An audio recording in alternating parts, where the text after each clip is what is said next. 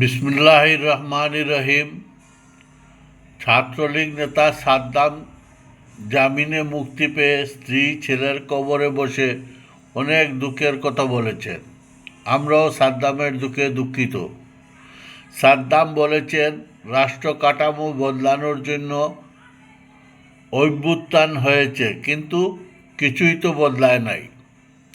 জনাব সাদ্দাম, শুনেছি আপনার স্ত্রী এবং 9 মাসের ছেলে সাংসারিক অভাবে অনটনের টেনশনে আত্মহত্যা করেছেন।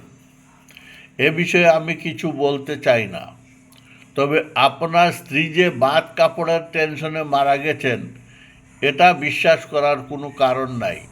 কারণ আপনার ভাই পুলিশে জব করেন, বাবারও মোটামুটি ভালো অবস্থা।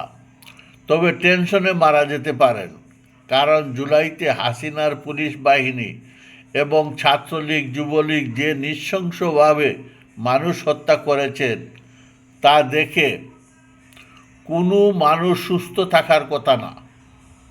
তারপর জুলাইয়ে আহত যোদ্ধাদেরকে হাসপাতালে চিকিৎসা দেওয়া হয় নাই।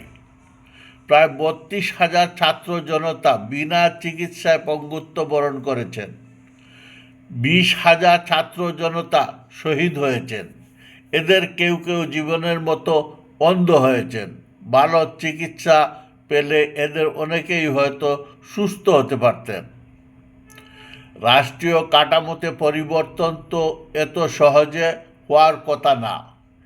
এর প্রধান কারণ বিএনপির তারেক রহমান, সালাউদ্দিন, মির্জা আব্বাস, ফখরুল, যাদের লক্ষ্যই ছিল ছাত্র জনতার অভ্যুত্থানকে ব্যর্থ করা, রাষ্ট্রপতিকে অপসারণ না করা।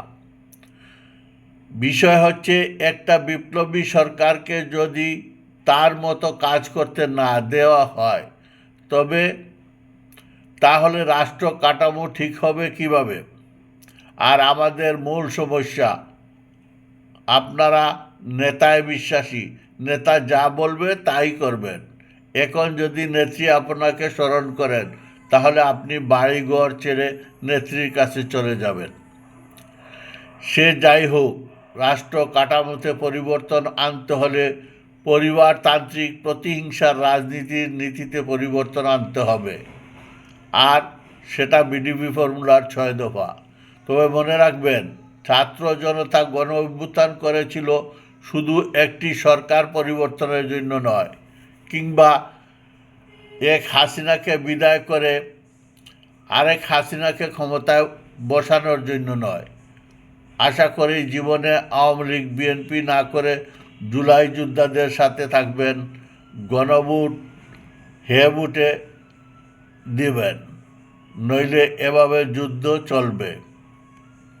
আল্লাহ হাফিজ।